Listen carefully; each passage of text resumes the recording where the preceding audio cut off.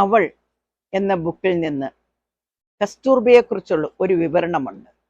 അതാണ് ഞാൻ ഇന്നിവിടെ നിങ്ങൾക്കായി വായിക്കുന്നത്. ഗാന്ധിജിയും കസ്തൂർബയും വാതിൽക്കലേക്ക് നീങ്ങി. ആൾക്കൂട്ടത്തിൽ നിന്ന് ഒരാൾ മുൻപോട്ട് വന്നു.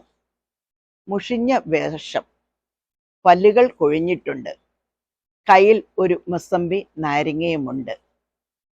ലഹരിക്ക് അടിമയായ ആ ചെറുപ്പക്കാരൻ മഹാത്മാഗാന്ധിയുടെ മകൻ ഹരിലാൽ ഗാന്ധിയാണ്.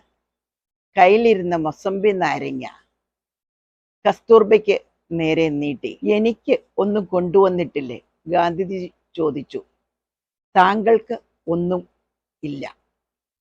ഈ അമ്മയുടെ പുണ്യത്തിൻ്റെ ശക്തി കൊണ്ടാണ് നിങ്ങൾ ഇത്ര വലുതായത്. അത് മറക്കണ്ട. ഗാന്ധിജി പറഞ്ഞു. അതെ, അതെനിക്കറിയാം. നീ ഞങ്ങളുടെ കൂടെ പോരുന്നില്ലേ? ഇല്ല, ഞാൻ ബായെ കാണാൻ വന്നതാണ്. വണ്ടി നീങ്ങി തുടങ്ങിയപ്പോൾ ഹരിലാൽ തേങ്ങലോടെ പറഞ്ഞു. അമ്മേ, ഞാൻ ഈ അവസ്ഥയിൽ നിന്ന് രക്ഷപ്പെടില്ല. അമ്മ മൊസമ്പി തിന്നണം, അമ്മ മാത്രം.